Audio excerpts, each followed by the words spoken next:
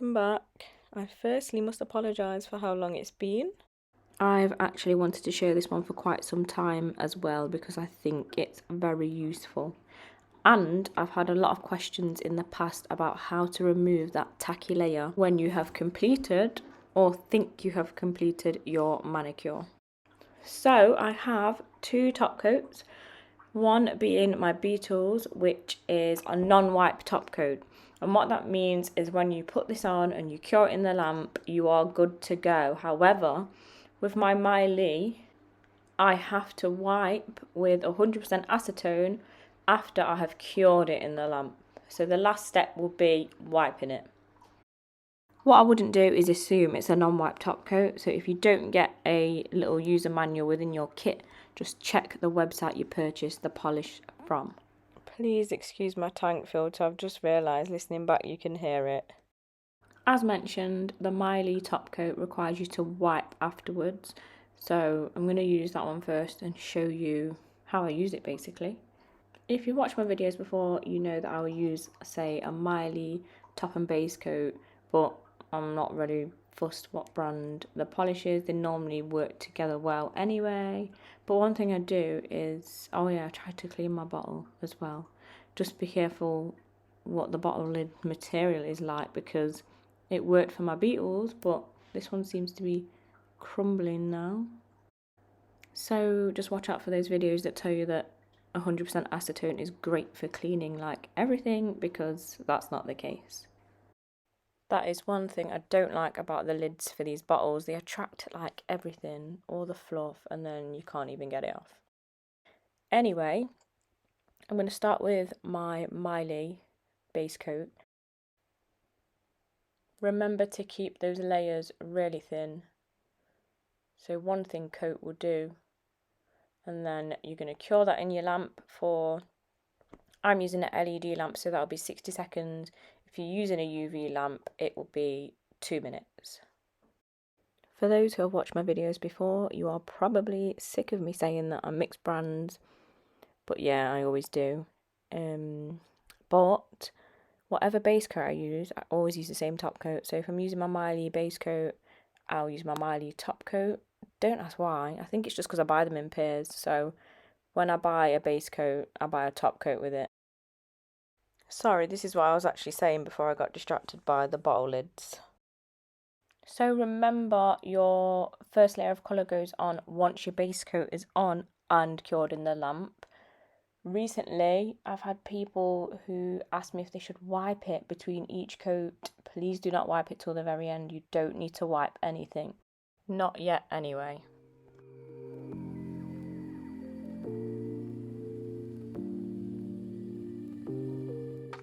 So, I'm doing another nail, exactly the same process, well, almost. Exactly the same product, but at the end, I'm going to wipe one, as I'm supposed to with this top coat, and then not wipe the other, so that you can see the difference and why it's important that you must wipe it with 100% acetone at the end, unless it's a non-wipe top coat.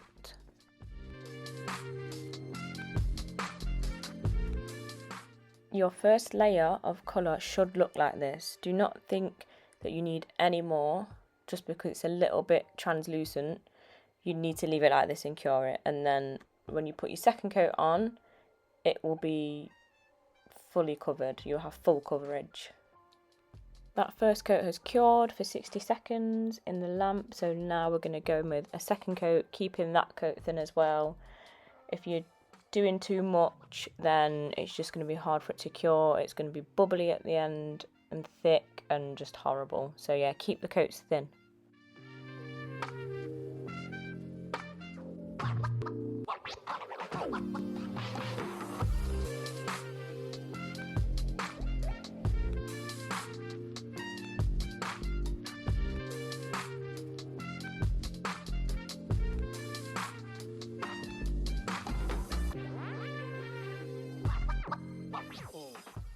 Once you're finished, back in the lamp again, you're curing each coat for 60 seconds.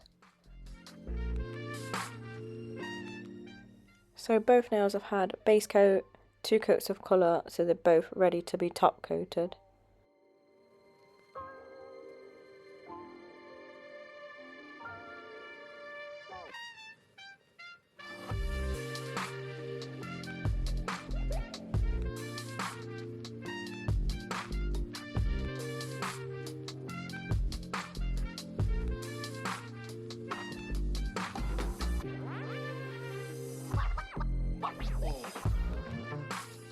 Got my lint-free wipe ready. I'm doubling up because the ones I'm currently using are really thin and they're not my favourite. 100% acetone going on, and remember I'm only wiping one nail just so we can see the difference. Nice, really smooth, just how it should be.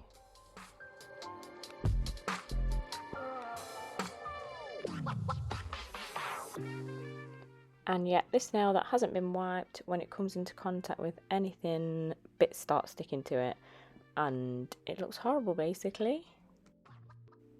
What I have noticed in the past few weeks is that people will also touch the nail between coats to see if it's dry. Please don't do that. Leave the nail alone till the very end because it's going to pick up fingerprints like this. See? This is because it has not been wiped after it's been cured. So remember, you can't do this unless your top coat is non-wipe. So this is what's known as a tacky nail. You haven't removed the tacky layer. So here is the difference on why you must wipe if you're using a top coat that requires you to wipe the nail. I can touch this nail, I can get my jumper all over this nail, and not that you do that on purpose, but you know. This is probably a better example, just to show you that when you're coming into contact with stuff and it sticks to the nail, it's actually quite difficult to get off. It will just feel wet, the nail will, so not good.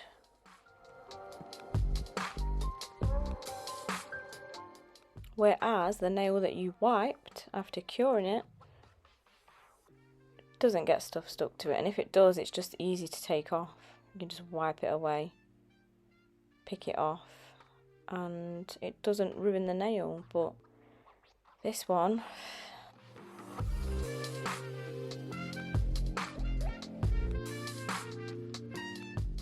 all you need is a lint-free wipe, and you want to be putting either 100% acetone or nail prep solution, which is pretty much the same thing. We're now going to apply the top coat, the non-wipe top coat, and like I said before, I always use the same base gel. This might actually be where I've caused confusion because I've used this in my most recent videos, so some of you will see me putting the top coat on and then not wiping it, so I should have made it clear it's non-wipe top coat, because some of you may have been using one that requires wiping but see me not wiping it, so apologies if that's happened to you, but at least I've cleared that up now. It's actually quite strange that it doesn't specify on the bottle, which I've just noticed.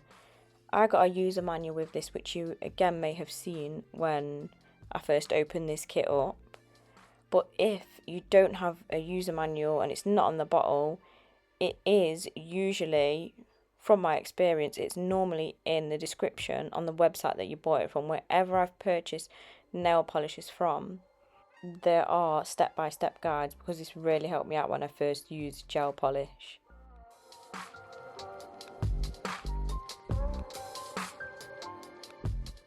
Same again then, I've used a base coat, cured it, 2 coats, cured each coat, and now I'm just going in with the top coat.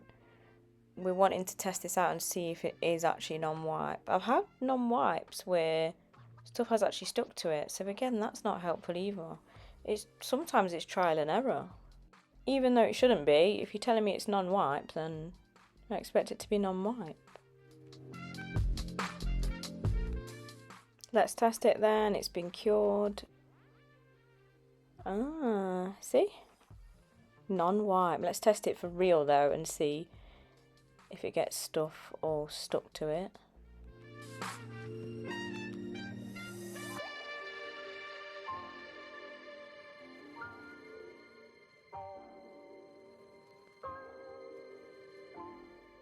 Looks to be genuine.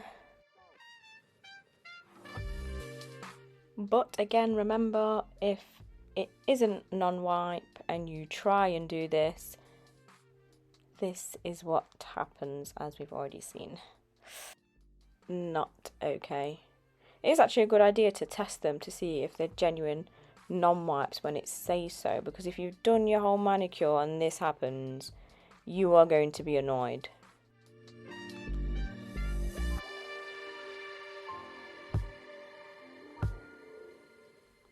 Thanks a lot for tuning in. I hope this has been helpful and saves you time. I'll see you in the next one.